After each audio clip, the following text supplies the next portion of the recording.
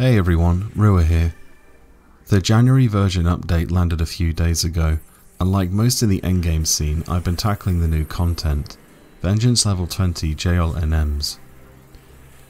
Although the previous Vengeance level cap was 15, the jump to 20 is a pretty significant spike in difficulty. Some groups have already cleared the new content, and have been gracious in sharing the ways in that they approached each battle. These written accounts can be found on the forums, and they're great resources to consult. But in my experience, some prefer to see video examples of successful battles, so I figured I'd upload some clips of victories and break them down.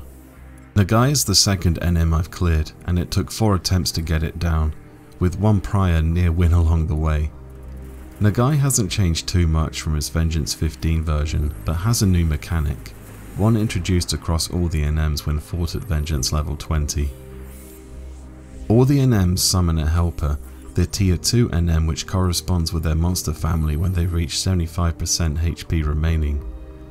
These helpers can hit very hard, and will completely ignore the tank or the player atop the main NM's hate list. So you either have to turtle up and try brute force through the helper, or control it.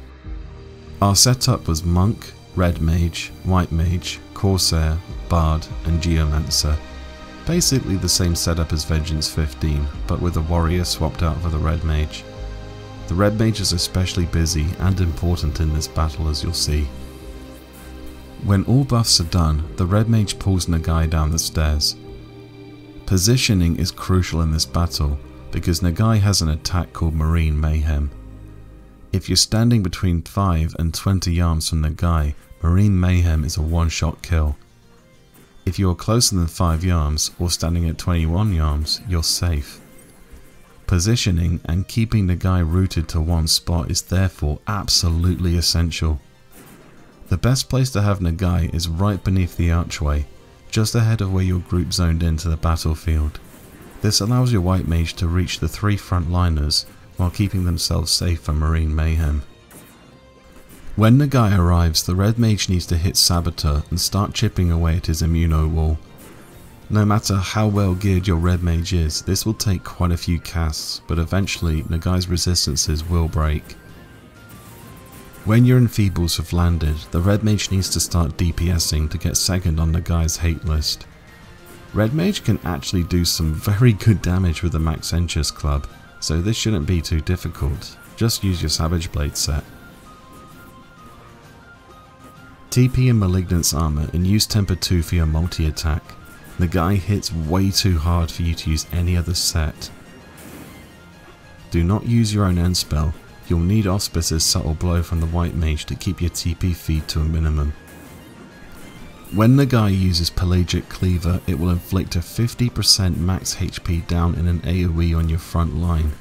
This needs removing with the Panacea immediately. Do not wait for your White Mage to erase it off. They're going to be far too busy curing. When Ngai approaches the 75% HP threshold, the Red Mage needs to disengage and get to 21 yards. Ngai will summon his Cracklaw and it will go straight for the person second on his hate list, which should be the Red Mage, but this is a good thing, this is what you want. This is why the Red Mage adds to DPS in this strategy. It can lure the crab away and put it out of action far away from the group. Don't waste time working through the immuno break wall on this thing, it hurts like hell. Stymie Sleep 2 to instantly knock it out. The Red Mage needs to cast Bind and Gravity 2 as well, but if it's being stubborn with immuno breaks, don't worry about it. Rejoin the Monk and continue DPSing Ngai.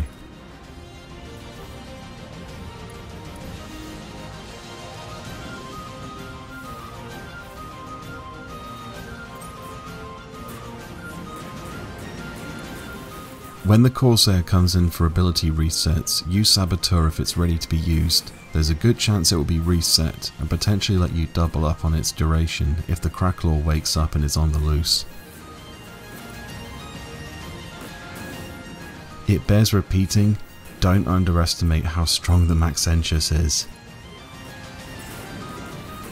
Ngai will inevitably use Protolithic Puncture and reset the Monk's built up hate. so the Red Mage needs to be ready to take some damage when it turns on them. Better Ngai be here than running riot across your back line. That's just asking for a Marine Mayhem wipeout.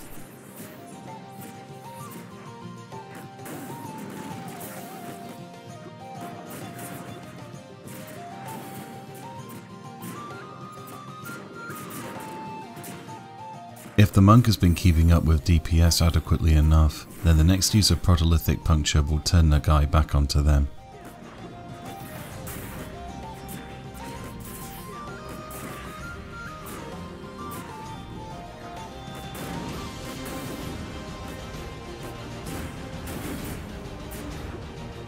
Ngai will eventually use Kacharian Verve, which powers up his attacks and starts a phase of him summoning fetters. Nothing new from Vengeance 15, but in this new difficulty, the fetters will also erase all enfeebles of the summoned helper, so that Cracklaw will be on the loose very soon, and your group needs to be ready for it. Knocking it out again while Verve's aura is active is pointless, it will just wake up immediately. You have to drop the aura before seeing to the Cracklaw. Nagai's aura is dropped with a weapon skill volley, one weapon skill immediately followed by two others, so your Bard and Corsair have to be ready with TP to help drop it.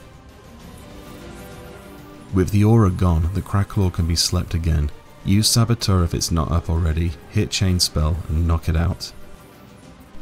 Remember earlier in the battle when I cast Bind and Gravity 2 on the Cracklaw despite it already being asleep? This is why.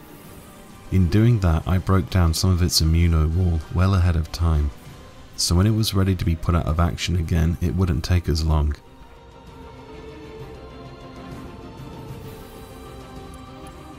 You can likely get away with 2 uses of Kacharian Verve before it becomes a real problem.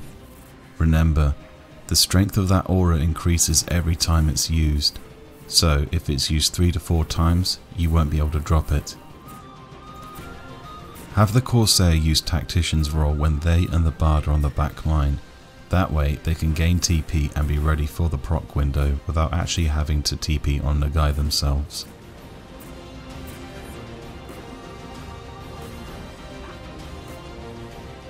When Ngai drops to 25% HP, the Red Mage needs to stop all DPS and leave the rest to the Monk.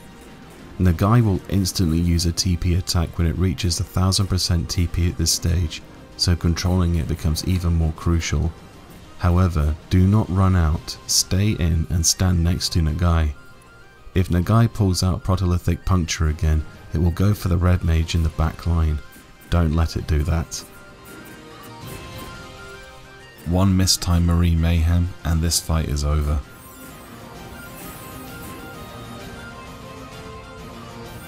Remember to reapply Dia 3 and power it up.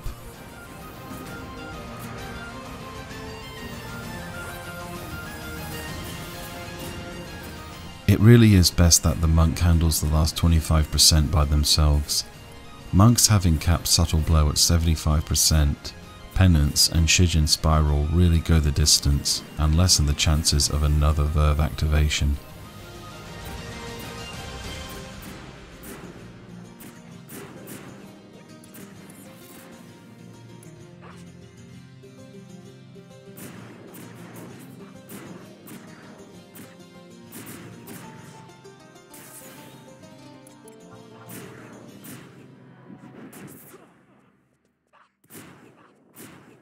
I finally fall.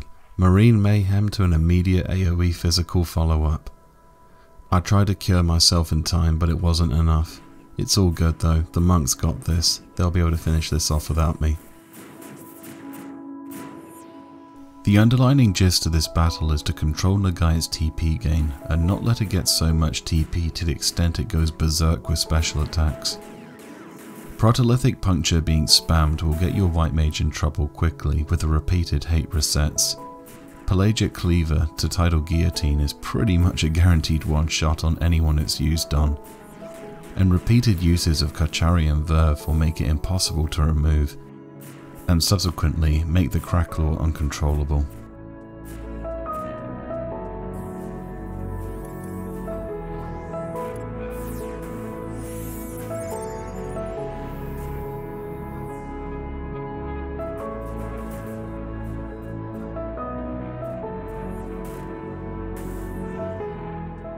This is hopefully going to be the first of a few of these videos.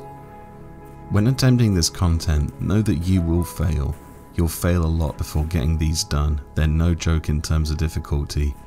Keep at it though. After all, it's good to be challenged, isn't it?